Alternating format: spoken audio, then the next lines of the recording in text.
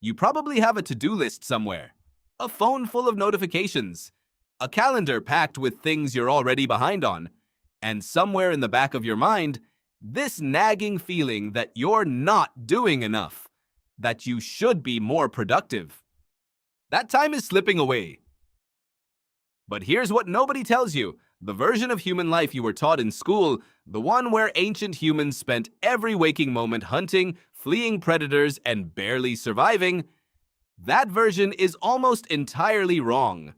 And the real answer is far stranger, far more human, and far more relevant to the anxiety you felt this morning than you'd ever expect. So what did ancient humans actually do all day? Anthropologist James Woodburn spent years living alongside the Hadza people of Tanzania, one of the last surviving hunter-gatherer societies on Earth, whose way of life is considered among the closest living windows we have into our deep ancestral past. What he found stunned the academic world. The Hadza did not spend their days in a desperate scramble for survival. On average, they worked, genuinely worked, in the sense of actively acquiring food or building shelter, for around 3 to 5 hours a day, sometimes less.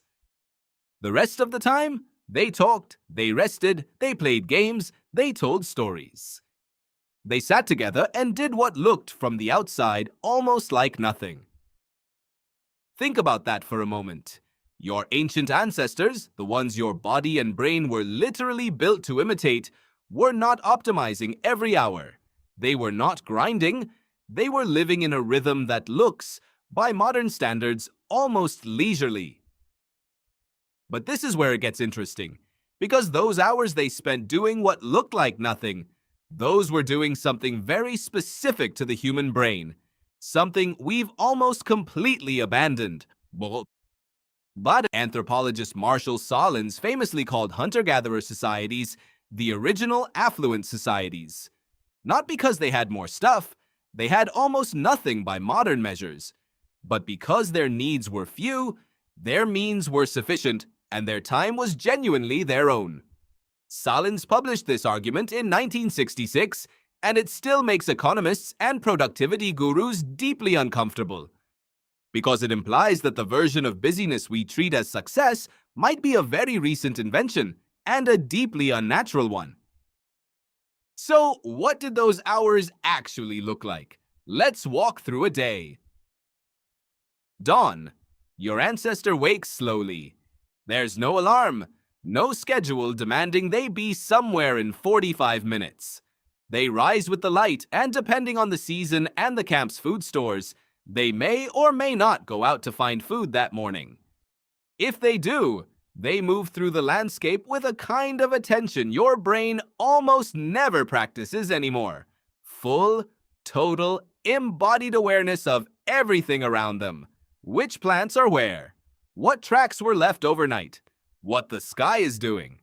Anthropologist Robin Dunbar's research suggests this kind of tracking required extraordinary social memory and spatial reasoning.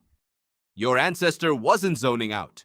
They were deeply physically present in a way that required cognitive skills you still carry but rarely use. They find food. Maybe it takes an hour, maybe 2. Roots, berries. A small animal. Something they carry back to camp, where it gets shared, not out of generosity in the sentimental sense, but as a social survival strategy so deeply wired into human behavior that sharing failure still triggers shame responses in your nervous system today. On it.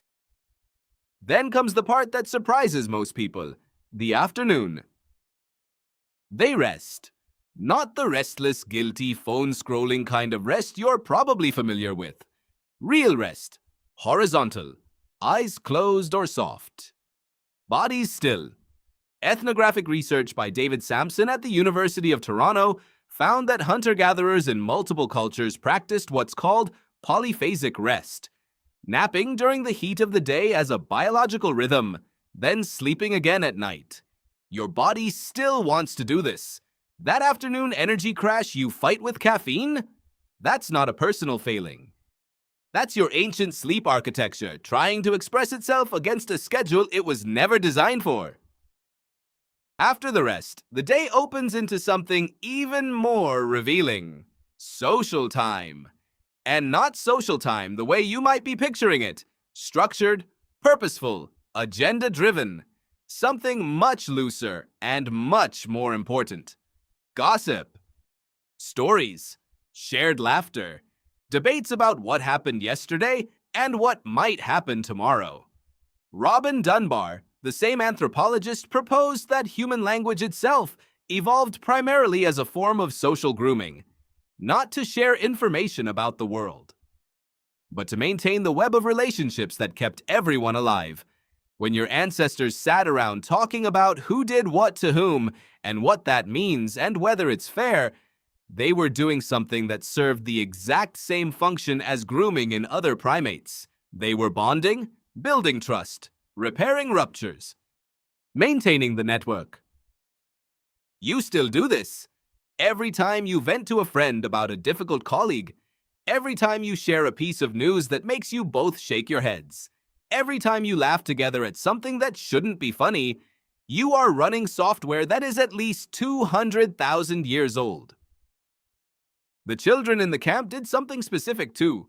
They played all day, unsupervised, unstructured, physically demanding, socially complex play.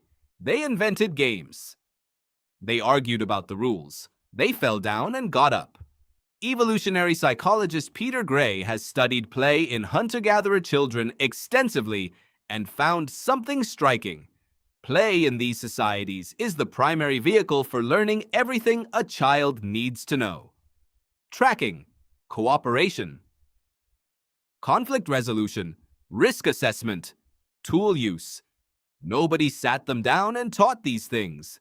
They absorbed them through the lived experience of playing alongside older children and imitating the adults at the edge of camp.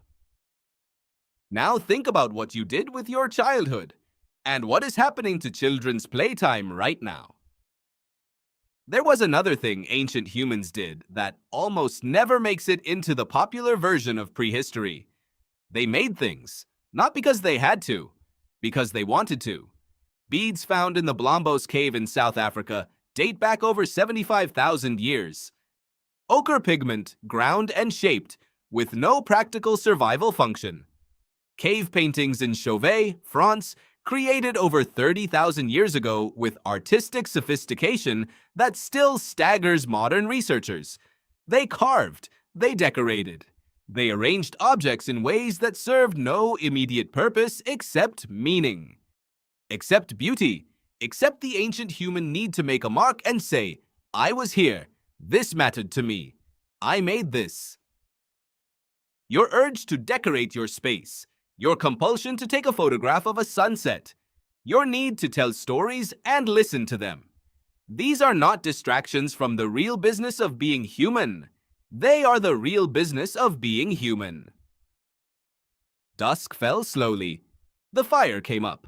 And this is where something remarkable happened. Something researchers like Polly Wiesner have spent years documenting. Around the fire, the tone of conversation changed. Daytime talk Wiesner found in her research with the Gu Hwanzi people of Southern Africa was mostly practical. Resource-focused, who saw what, where food was, what needed doing. But firelight talk was almost entirely different. It was story, myth, the rehearsal of values through narrative. The fire created a space, literally and psychologically, where the rules of ordinary time were suspended and something older could speak. Your ancestors sat in that firelight and heard stories about what it means to be brave, to be greedy, to betray someone, to come back from failure. They heard stories about their grandparents and those before them. They participated in a living archive of human experience that would not exist in written form for tens of thousands of years, but was no less real, no less preserved, no less carried forward into the future for that. You are descended from people who gathered around fires and told stories in the dark. And then they slept. Not all at once, not for one solid, uninterrupted block. Again, Sampson's research suggests Staggered sleep was likely the norm, with different individuals in the group waking at different points through the night, creating a kind of loose, unconscious surveillance. Your insomnia at 2 in the morning may not be a disorder. It may be a sentinel instinct with no predator left to watch for. What does all of this mean for the life you're actually living? It means that the chronic sense of not enough done, not enough time, not enough rest, not enough depth in your relationships, not enough beauty in your days, is not a personal failure. It is a structural one. The life your body was built for looked almost nothing like the life it is now being asked to lead. Your brain was shaped by hundreds of thousands of years of slow mornings, physical movement through real landscapes, deep social bonds maintained through daily face-to-face contact, long rest in the middle of the day, creative making with the hands, and firelight stories at the end of it. None of that is gone from you. It is still in there, running beneath the surface of every notification and deadline and productivity hack. It surfaces in the rare afternoon when you let yourself do nothing and feel, briefly, like a person again. It surfaces when you sit around a table with people you love and the conversation goes somewhere real. It surfaces when you make something with your hands and feel the specific satisfaction that no amount of scrolling can replicate. Ancient humans didn't spend all day surviving. They spent most of the day being alive. And somewhere underneath everything you've built around yourself to be productive, to be efficient, to be on top of things, you are still that person. Still reaching for the fire. Still waiting for the story to start. And tonight, when you finally stop and the light goes low and someone you care about says something true, you'll feel it. The oldest version of a human day completing itself again.